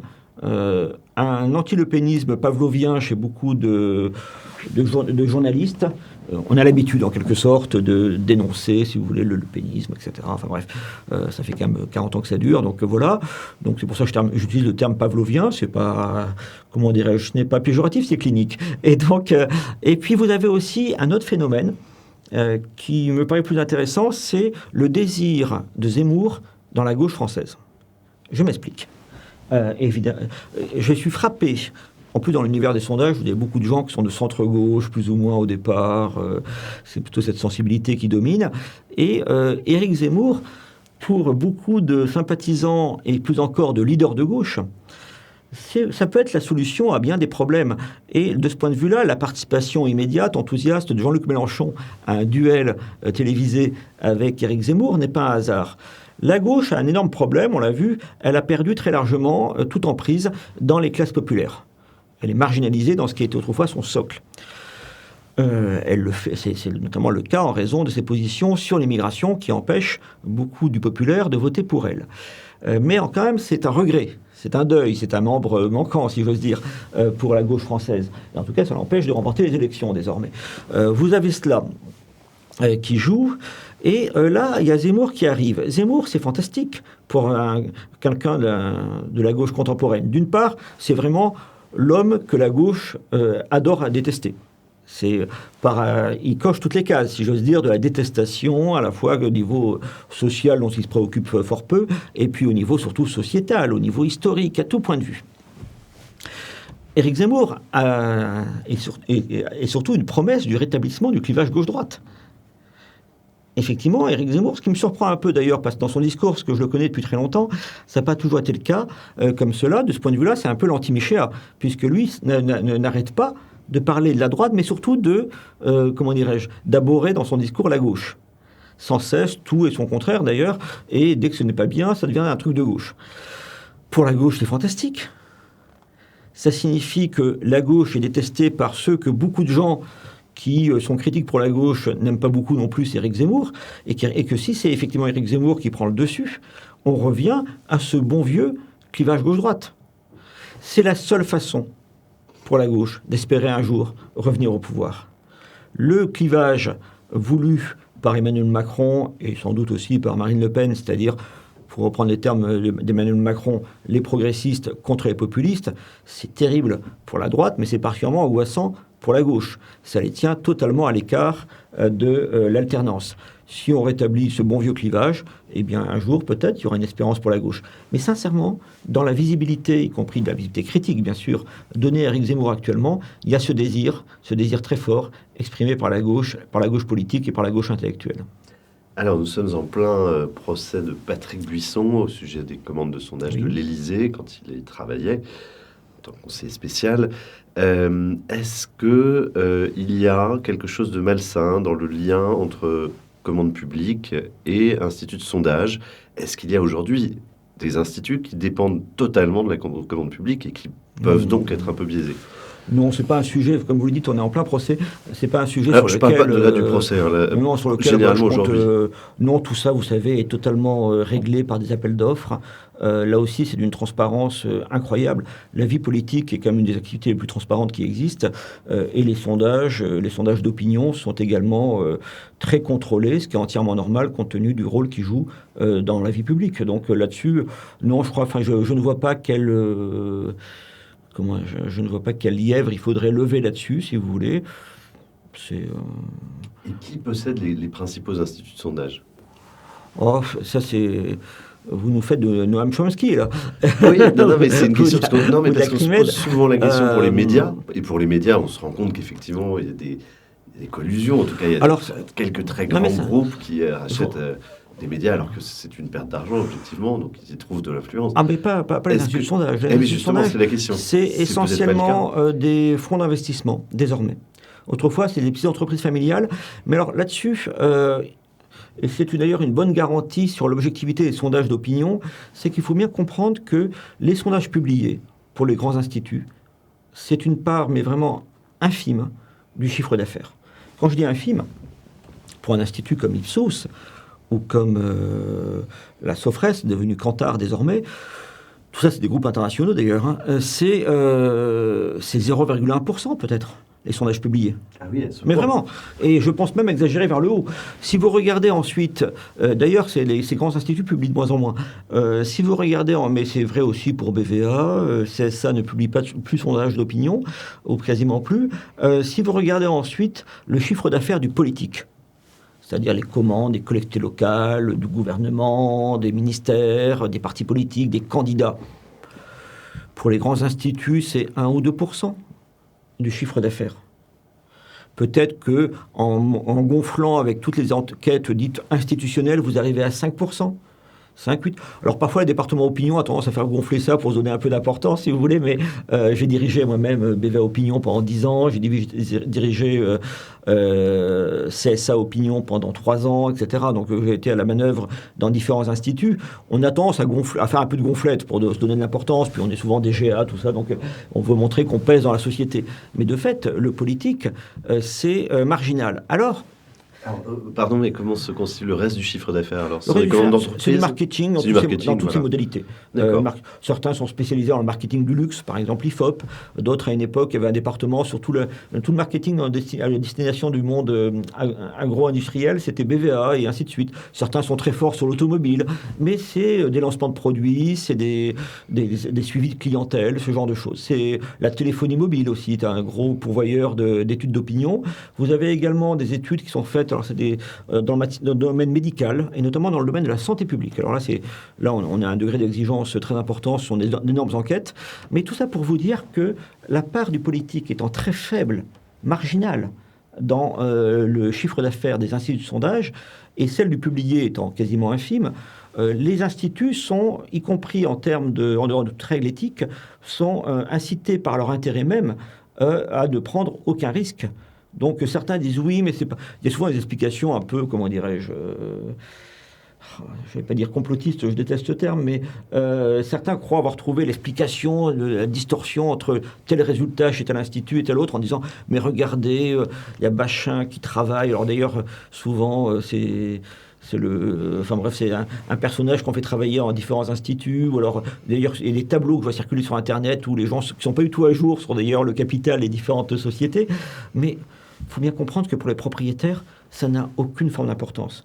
Ils tolèrent l'activité. Je dis bien, ils tolèrent aujourd'hui l'activité des sondages d'opinion publiés parce qu'ils se disent, dans la plupart des cas, c'est finalement, ce que je disais tout à l'heure, un outil publicitaire pas cher. Mais en même temps, en période présidentielle, ça les embête parce qu'ils n'aiment pas trop avoir des polémiques sur le sérieux de tel ou tel sondage qui, du coup, peut rejaillir sur l'ensemble de la marque.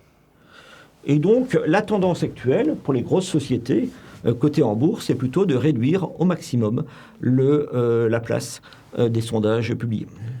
Alors, donc vous nous dites, il n'y a pas de manipulation, c'est pas un domaine Il ne peut pas y en avoir en réalité. Qu'est-ce que vous pensez de Ouest France qui a déclaré qu'il ne publierait plus de sondages jusqu'à la fin de cette campagne? Est-ce que c'est un coup de pub justement?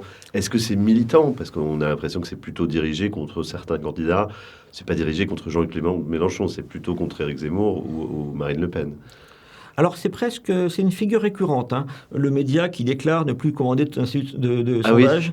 Oui. Il y a eu un cas lointain, c'était après le 21 avril 2002. Eh bien, ça a été les DNA, les dernières nouvelles d'Alsace, qui avaient déclaré qu'ils ne commanderaient plus de sondage d'opinion. Je crois que cette ligne a été abandonnée. Il y a eu plus récemment un quotidien qui était un énorme commanditaire de sondages, notamment sociétaux, plus que d'intention de vote, qui était Le Parisien, mais je crois qu'ils ont recommencé, j'en suis même sûr, à commander des sondages. Bon, c'est le tour d'Ouest France, pourquoi pas? Je trouve ça un peu artificiel. On va parler du phénomène d'opinion le plus intéressant actuellement, qui est cette explosion sondagière et médiatique, peut-être éphémère, ça... Je ne veux pas être démenti quand les gens visionneront cette vidéo en quelques semaines, mais peut-être éphémère, mais c'est le phénomène Zemmour, tout simplement.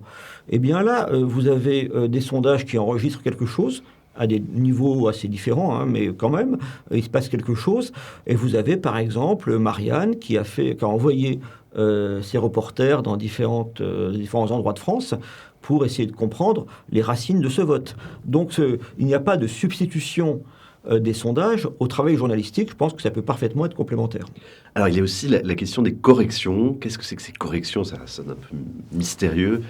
Pour ceux qui ne connaissent pas, on a l'impression que de façon arbitraire, un sondeur va décider d'ajouter plus ou moins de points à son résultat. Qu'en est-il, Jérôme Sainte-Marie? Toutes ces choses-là sont exposées assez clairement dans pas mal d'ouvrages qui sont disponibles. Je pense notamment à un qui est très récent de mon confrère Frédéric Michaud, qui travaille à Opinionway, qui a écrit La prophétie électorale aux éditions du Cerf, et qui expose à la fois l'histoire et surtout l'actualité, la méthodologie des sondages d'intention de vote. Il faut bien comprendre que cette méthodologie a été faite à une époque où on avait un problème sur un parti qui était diabolisé et dont les électeurs avaient du mal à avouer leur vote. Ce parti, c'était le Parti communiste. Parce que la méthodologie... On s'attendait au Front National. Non, justement. La méthodologie des sondages français date essentiellement des années 60. C'est avec l'avènement de la Ve République que les sondages s'imposent dans le débat public. Et l'heure de gloire, le grand lancement des sondages d'opinion en France, c'est le premier tour de 1965. Les sondages sont publiés, mais ils n'intéressent personne à l'époque. Les commentateurs, les politologues médiatiques de l'époque sont persuadés, comme le général de Gaulle lui-même, que celui-ci va être élu dès le premier tour. Et il y a un institut de sondage, l'IFOP, qui dit non, il va être mis en ballottage. Ça paraît totalement absurde, et en plus, comment un savoir politologique éminent, d'experts, peut être mis en balance avec l'opinion d'un échantillon de 1000 personnes mal informées, etc. Bon, évidemment, c'est l'IFOP qui va avoir raison, il y aura le ballottage, et à partir de là, ça... Voilà. Donc, aux États-Unis, ça commence dans les années 30, les sondages. Pour nous, ça commence dans les années 1960. Et donc là, on a ce problème, ce vote diabolisé, ce vote honteux, qui est le vote communiste. Et donc, pour ce faire, on va travailler sur le rappel de vote. On va demander aux gens pour qui ils ont voté à l'élection précédente. On ne va pas appliquer, ni alors ni aujourd'hui, un coefficient de pondération, un redressement politique en fonction de l'intention de vote. Parce que ça, personne ne sait ce qui peut se produire. Ce coefficient, il sera calculé par rapport à un vote antérieur, dont on connaît le niveau par définition. On va demander aux gens pour qui ils ont voté. Je vais prendre l'exemple maintenant de Jean-Marie Le Pen, qui était très spectaculaire dans les années 80. Quand, à l'élection présidentielle antérieure, Jean-Marie Le Pen avait réalisé un score de 15%, si on demandait aux gens 2 ans plus tard pour qui ils avaient voté à l'élection présidentielle, donc dans un échantillon représentatif, on n'avait que 5%, 3 fois moins, de nos inscrits répondant dans notre intention, dans nos sondages, qui déclaraient avoir voté pour Jean-Marie Le Pen. Donc là, notre échantillon était représentatif, on aurait dû avoir 15%. On n'en avait que 5. Donc on avait un écart de 1 à 3. Il fallait donc multiplier, pour arriver à la réalité, multiplier par 3 le score constaté dans notre sondage de Jean-Marie Le Pen pour arriver à ce qu'il avait réellement fait. Donc, une fois le terrain accompli, une fois le questionnaire posé à l'ensemble de l'échantillon, quand on traitait les résultats de l'ensemble de l'échantillon, on s'apercevait de ces écarts-là. Un coefficient, on pouvait en être déduit, c'est-à-dire que c'est un rapport de 1 à 3, c'est-à-dire qu'on a 3 fois moins d'électeurs passés de Jean-Marie Le Pen qu'on aurait dû en avoir, et donc le coefficient est de 3. C'est-à-dire qu'à partir de là, je ne sais pas si vous suivez mon raisonnement, à partir de là, on considérait qu'il fallait ramener tous les électorats à leur taille réelle dans notre échantillon, et que donc toute personne qui avait voté pour Jean-Marie Le Pen, sa voix comptait 3. Inversement, on avait souvent 2 fois plus de votes écologistes par rapport à ce qui avait été réellement constaté. Et donc là, c'était l'inverse. Toute personne qui avait déclaré avoir voté pour, j'en sais rien, pour Dominique Voynet, en fonction de ce que l'on trouvait dans cet échantillon-là, ça variait à chaque enquête, en fait, dans le détail, eh bien, on pouvait se retrouver avec un coefficient de 0,5% pour la personne déclarant avoir voté Voynet, quelle que soit son intention de vote. C'est-à-dire que si, par exemple, la personne qui déclarait avoir voté auparavant pour Jean-Marie Le Pen, cette fois-ci décidait de voter, j'en sais rien, moi, pour François Hollande, par hypothèse, eh bien, cette personne, fictivement, par notre redressement, allait apporter dans les intentions de vote 3 voix à François Hollande. Parce qu'elle tirait sa valeur relative dans l'échantillon de son vote passé, ou plus précisément de l'écart entre ce vote passé constaté sur l'ensemble de l'échantillon et ce qu'il aurait dû être, compte tenu de l'élection de référence. Donc il n'y a pas de correction arbitraire. Donc cette correction se faisait par rapport au vote passé. Ça donnait de très bons résultats. C'est pour ça d'ailleurs que même quand on avait de nouveaux candidats, on arrivait à des résultats très précis. En 2017, on a quelqu'un qui n'a jamais été mesuré, une force politique qui se crée sous nos yeux, c'est En Marche et c'est Emmanuel Macron. Or, souvenez-vous, 2017, tous les instituts ont donné des résultats très proches de la réalité. Cette hiérarchie, alors que les résultats étaient assez serrés pour les 4 premiers au premier tour, a été respectée. Il n'y a pas eu de surprise non plus au second. Donc ça fonctionne assez bien.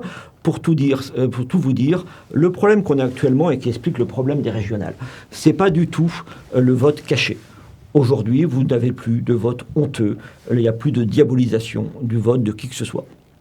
On se retrouve... alors, on ne le sait pas pour Éric Zemmour, parce qu'il n'y a pas de vote Éric Zemmour précédent, mais en tout cas, pour Marine Le Pen, on voit qu'il n'y a pas de problème, etc. Et qu'en fait, aujourd'hui, vous avez, une très grande décontraction des gens, sauf sur un point. c'est que les gens ont du mal à nous dire qu'ils ne vont pas aller voter. Soit parce que quand même il y a une forme de politesse républicaine en quelque sorte, qui fait que les gens ils auront du mal à dire qu'ils se désintéressent des affaires de la cité, soit parce que tout simplement ils ne savent pas qu'ils ne vont pas aller voter.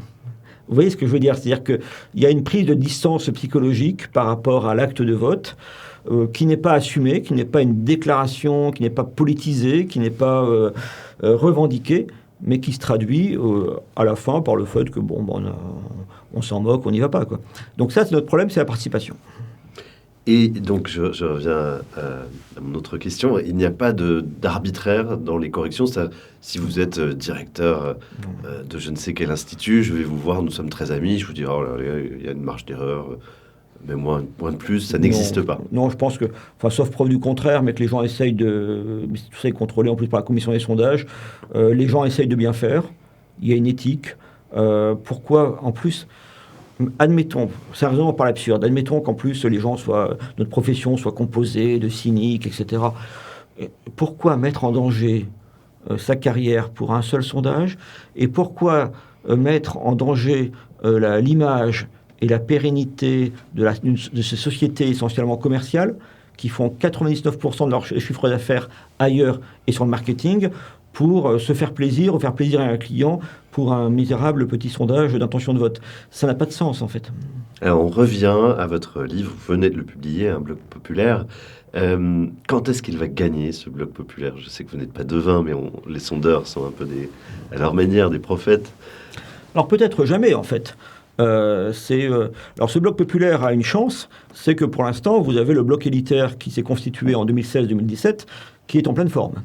C'est quand même, on a parlé de différents candidats, mais l'éléphant dans le couloir actuellement, c'est cette puissance dans l'opinion, puissance relative, mais puissance quand même d'Emmanuel Macron.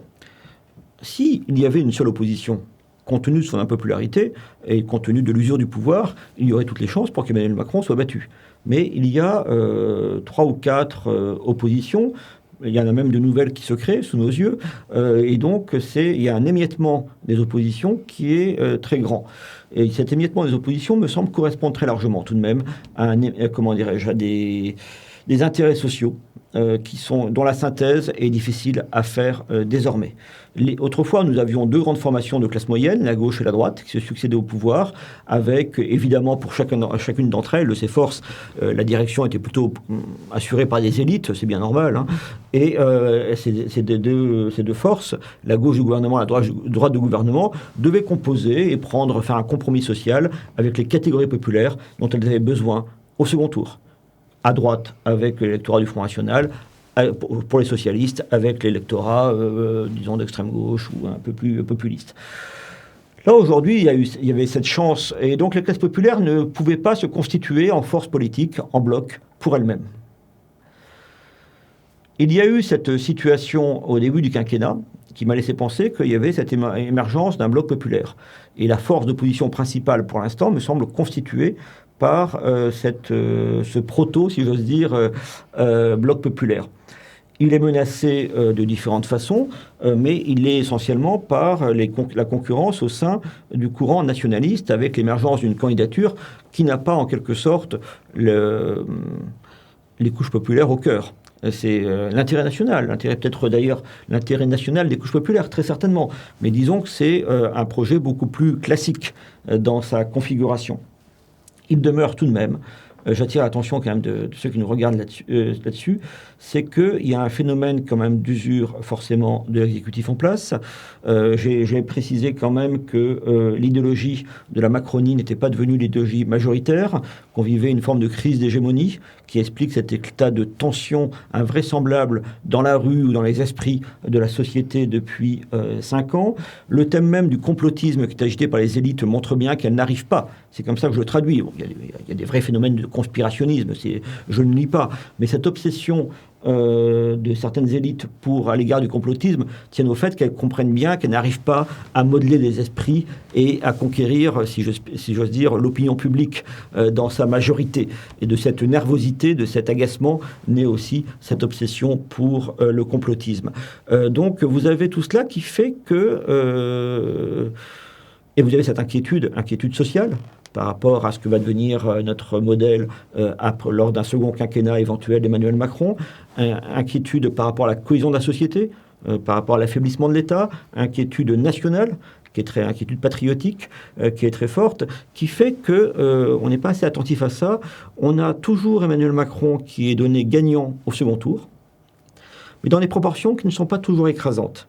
Je rappelle toujours que François Mitterrand, à l'été 1980, était donné à 45%. Et je m'en souviens mal, hein, j'étais quand même un peu jeune, mais quand vous lisez sur cette période-là, à l'époque, on expliquait même que le principal atout de la droite, on ne disait pas du système à l'époque, on disait la droite, eh bien c'était François Mitterrand, qui avait déjà échoué 2 fois, tout cela, et que par contre, si on avait l'intelligence de choisir Michel Rocard, alors là, la défaite de Giscard d'Estaing était assurée. On a bien vu ce qu'il en était devenu. Et surtout, je voudrais insister sur le fait que vous avez des seconds tours qui donnent un écart qui est parfois assez faible, avec parfois des paradoxes. Le sondage Harris, dont on a tant parlé, mettant Éric Zemmour à 17 et Marine Le Pen à 15 ou 16, donc avec un énorme affaiblissement au premier tour. Mais dans le même temps, c'est un peu curieux d'ailleurs, Marine Le Pen à 47% au second tour. Et Éric Zemmour, combien il était mesuré en second tour ? Toujours moins. Le dernier ELAB, c'est Marine Le Pen est à 45%, Éric Zemmour est à 39%. C'est d'ailleurs, on verra bien encore une fois, tout ce que je dis là peut vieillir très vite. Mais c'est comme ça que je lis aussi le phénomène Zemmour, en dehors du talent du personnage et de l'inquiétude qu'il s'est capté. C'est aussi le fait qu'il y a une société qui majoritairement ne se reconnaît pas dans le pouvoir en place, mais qui n'arrive pas à trouver de solution stratégique pour changer les choses en 2022. La grande promesse d'Éric Zemmour, c'est de dire par une nouvelle formule d'alliance et puis par la réhabilitation du clivage gauche-droite, je peux renverser les choses et combattre ce qui semble une fatalité depuis un certain temps. Il n'y a jamais eu de sondage donnant Macron battu en réalité face à Marine Le Pen. Mais il y a quand même un petit problème par rapport à cette promesse d'Éric Zemmour, c'est que pour l'heure, aucun sondage ne le donne mieux placé que Marine Le Pen face à Emmanuel Macron. Et on peut même penser que les ingrédients qui font son succès indéniable, spectaculaire, impressionnant au premier tour, c'est que ces ingrédients-là se retournent contre sa candidature pour le second tour. Donc si vous voulez, on est, encore une fois, je demande qu'elle démentit, mais on est dans cette espèce d'impasse stratégique où un pouvoir minoritaire qui a cristallisé des oppositions culturelles, sociales intenses, comme probablement, moi j'ai jamais vu, depuis quand même 40 ans que je suis quand même beaucoup l'opinion, je n'ai jamais vu un tel état de la société, tout simplement. Un tel état de détestation réciproque, qui a été atténué par la pandémie, mais qui en fait est toujours là, avec beaucoup de Français qui ont l'impression d'être gouvernés contre eux-mêmes. C'est quand même quelque chose qui n'est pas un état sain, si vous voulez, pour la société. Et malgré tout, on peut parfaitement avoir, c'est aujourd'hui l'hypothèse la plus probable, la reconduite du pouvoir actuel. Alors là, c'est une note un peu désespérante pour certains de ceux qui nous écoutent, mais qu'est-ce qui, au contraire, et ce sera la dernière question, mais justement, après avoir étudié ce bloc populaire, dont on a l'impression qu'il souffre beaucoup, surtout sous le joug du bloc élitaire, qui n'a jamais été aussi cohérent et aussi puissant, qu'est-ce qui vous donne encore de l'espoir et qu'est-ce qui pourrait en tout cas donner de l'espoir à ces catégories sociales les plus défavorisées, les plus abandonnées? Alors déjà, moi je n'ai jamais connu une période aussi intéressante dans la société. Vous avez effectivement tous les thèmes qui sont rebattus après des décennies où nous étions corsetés par les conventions et les réflexes conditionnés du clivage gauche-droite, y compris dans la jeunesse. Là, tout d'un coup, cette explosion de ce clivage a été une immense bouffée d'oxygène. De ce point de vue-là, on peut même en remercier Emmanuel Macron et ses amis progressistes. Effectivement, tous les débats sont relancés. Je constate d'ailleurs que ce que vous faites à Livre Noir, ce que font d'autres également ailleurs, sur Internet, tout cela, il y a un débat dans la jeunesse actuelle qui est sans précédent. J'ai eu 20 ans en 86, je peux vous dire que c'était d'une tristesse absolue, déjà parce qu'il n'y avait pas les moyens de l'Internet qui permettait cette fluidité, et puis aussi parce que toutes les contestations un peu intéressantes finissaient dans un cas au RPR, à l'UDF, et dans l'autre cas au Parti Socialiste. J'ai fait Sciences Po à la fin des années 80. Encore une fois, c'était des débats, mais consternants en fait. Une radio libre, tout de même. Par rapport à... Non, mais non, c'est... Oui, enfin bon. C'était 80 ou 83. Oui, ces radios libres étaient devenues, à l'époque, des radios strictement commerciales. Déjà, oui, ça n'avait plus aucun intérêt. Et là, aujourd'hui, on voit bien que toute une série d'auteurs, on a parlé de Jean-Claude Michéa, il y a l'Arche, il y a toutes sortes de personnes qui sont là, retiennent l'attention, qui a une vie intellectuelle qui, on ne s'en rend pas compte, beaucoup plus forte. De ce point de vue-là, moi, je suis un immense admirateur des réseaux sociaux, et je regrette que ma génération ne les ait pas connus et qu'on était contraint matériellement et puis politiquement à des choses très limitées et très conformistes. Donc déjà, c'est ça. C'est ça. Alors en plus, avec le pouvoir d'Emmanuel Macron, avec le pouvoir du bloc élitaire, la société était obligée de se regarder dans les yeux, de se regarder elle-même. Et d'ailleurs, ce formidable mouvement social qui a été les Gilets jaunes a été aussi un moment de réalité où tout d'un coup, la question sociale est redevenue sur les rangs, là aussi. Pas dans le cadre habituel du conflit gauche-droite ou bien d'un discours totalement formaté par les syndicats de salariés, qui sont surtout des salariés du public. Non, c'était effectivement le peuple qui a pris la parole lui-même et qui a posé les problèmes de ceux qui souffrent réellement. C'est-à-dire, non pas forcément les exclus dont on parlait tant, dont la gauche universitaire adore causer, mais de ceux qui sont en le sentiment d'être exploités, ceux qui, tout en travaillant, n'arrivent pas à s'en sortir. Ça, et donc qui ont des revendications d'autant plus fortes et qui ne sont pas uniquement des revendications de dignité. C'est parce qu'ils se sentent... ils ont un sentiment d'injustice. Les vrais exclus n'ont pas un sentiment d'injustice la plupart du temps. Vous voyez ce que je veux dire? Et ils demandent une assistance. Là, non, c'est des gens qui réclament, qui font valoir effectivement leur dû. Ça, je trouve ça extraordinaire et c'était toute la dignité que j'ai trouvée dans ce mouvement, par ailleurs très complexe, que je prétends pas avoir complètement compris. Donc déjà, vous avez cela. Et là, aujourd'hui, les débats que nous avons aujourd'hui, les débats stratégiques dont on s'est fait l'écho, montrent aussi que le jeu reste ouvert. C'est pour ça que... Alors, ce qui me fait le plus peur, à vrai dire, moi, c'est là-dessus, je sais que je suis dans un débat permanent avec... des personnes qui sont intervenues dans ce même fauteuil avant moi. Dans ce sens-là, moi, je n'attends pas, si vous voulez, le retour du clivage gauche-droite, sinon avec une forme d'appréhension, comme en quelque sorte une parenthèse qui se fermerait. Eh bien, merci à vous. Jérôme Sainte-Marie pour ce long et passionnant entretien. Et puis merci pour votre livre que je recommande à ceux qui nous écoutent, Bloc Populaire, qui permet de bien analyser, avoir en tête un petit peu la sociologie française avant cette grande échéance des élections présidentielles. Merci à tous, merci à tous de nous avoir suivis. Continuez à vous abonner. N'hésitez pas si vous voulez nous soutenir encore plus et avoir accès à des contenus exclusifs, eh bien, vous pouvez donc souscrire à un abonnement sur notre plateforme télé, livrenoir.fr. Merci à tous et très très bon dimanche à vous. Livre Noir, c'est votre média.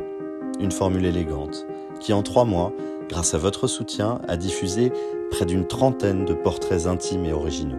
Et cela sans autre moyen que notre passion. Nous avons décidé de franchir une nouvelle étape en lançant une web TV. Pourquoi ? Pour être la grande peur des bien-pensants. Pour continuer notre travail en cas de censure YouTube et pour vous offrir d'autres formats inédits, documentaires, débats, reportages. Alors si vous appréciez Livre Noir, abonnez-vous. N'hésitez pas à vous rendre sur notre site et à nous envoyer vos dons. Et merci à tous ceux qui nous soutiennent déjà.